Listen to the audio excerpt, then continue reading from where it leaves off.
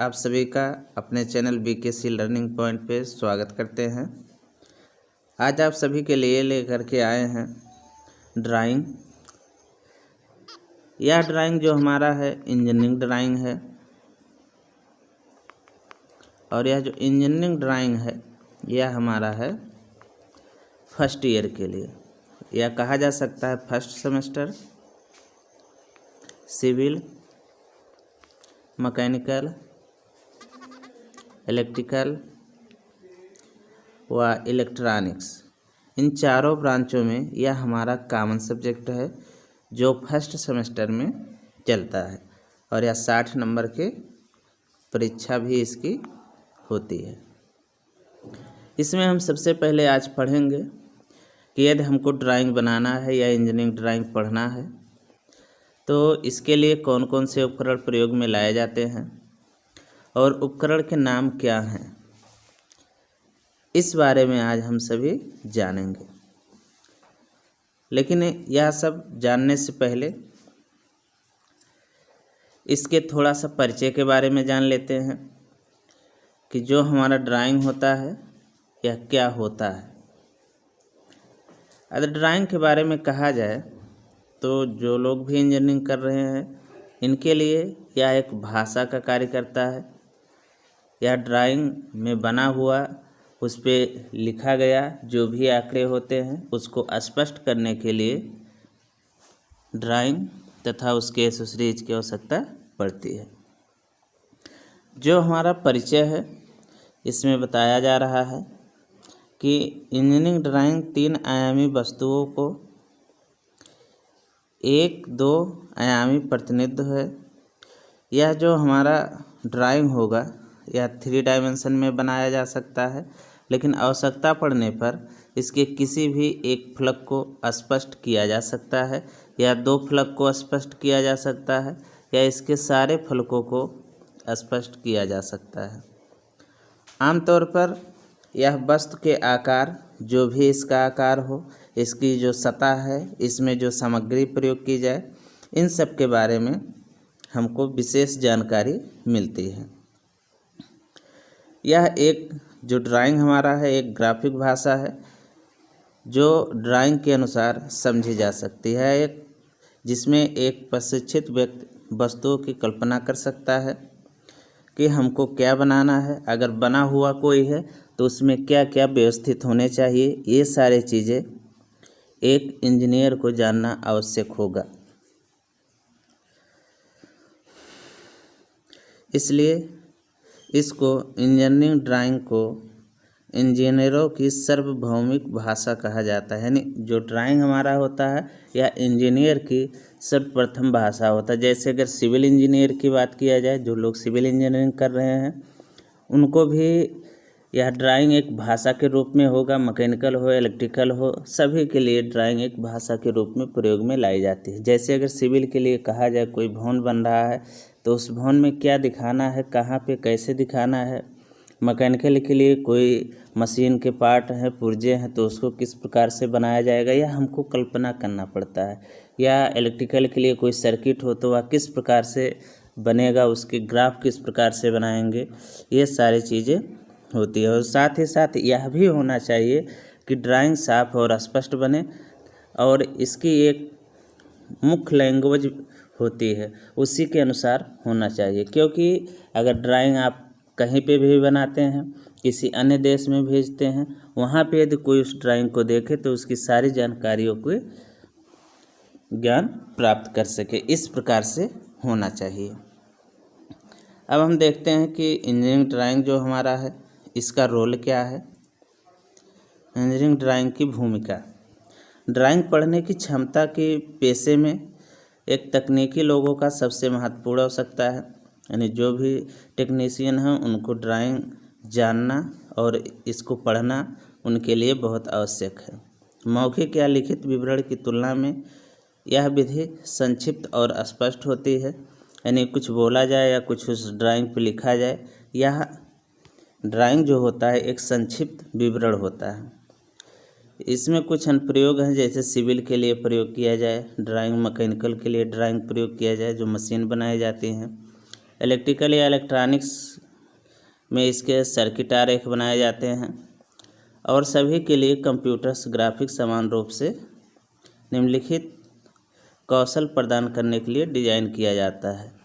जो हमारा सिविल है, मैकेनिकल है या फिर हमारा इलेक्ट्रिकल और इलेक्ट्रॉनिक्स है, इसमें जो ड्राइंग पढ़ाए जाते हैं ये सारे ड्राइंग कंप्यूटर ग्राफिक्स में भी बनाया जाता है, जो हमारा एक एप्लीकेशन कैड होता है, इसके द्वारा बनाया जाता है। और यह एक कौशल प्रदान करने के लिए डिज़ाइन किया गया है, जिसमें इंजीनियरिंग ड्राइंग को पढ़ने और तैयार करने की क्षमता विकसित होती है, मुक्त करने की क्षमता, वस्तुओं का हाथ से स्केचिंग करने के लिए, कल्पना करने की शक्ति में विश्लेषण और संवाद में वृद्धि होता है, अन्य विषयों को समझने की क्षमता में भी वृद्धि होता है। आगे देख रहे हैं ड्राइंग इंस्ट्रूमेंट और इसका कार्य, यानी कौन कौन से ड्राइंग इंस्ट्रूमेंट प्रयोग किए जाएंगे और इसके क्या क्या कार्य हैं।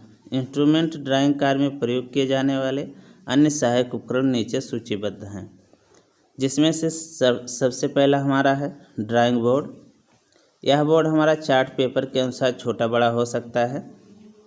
सेट स्क्वायर होता है, एक टी स्क्वायर होता है जो इस प्रकार से ऐसे बना होता है टी आकार का, और यहाँ पे पाठ्यांक लिखे गए होते हैं इस दिशा में, और यहाँ पे ये 90 का कोण बनाती है।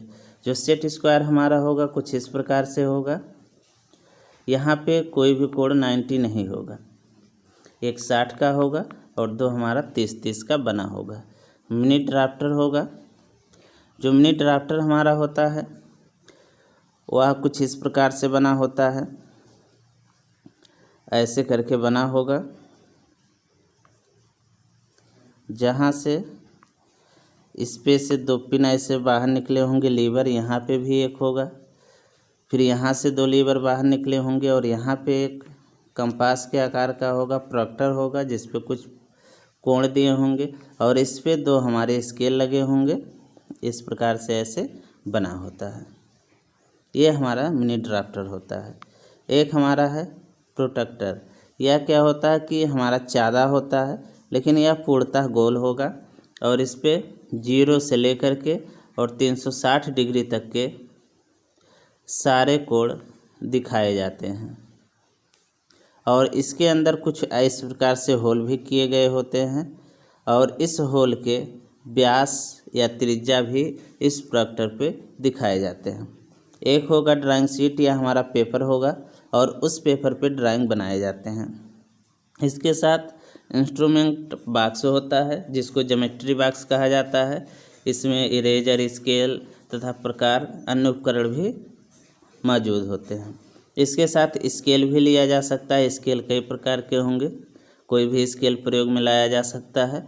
और पेंसिल, या पेंसिल भी हमारे कई प्रकार के होंगे, जिसमें से ये 3 से 2 पेंसिल मुख्यतः होना चाहिए। एक हमारा HB पेंसिल, जो HB पेंसिल होता है इसका प्रयोग शीर्षक के लिए या मुख्य कार्य के लिए गाढ़ा लाइन प्रयोग बनाने के लिए प्रयोग करते हैं।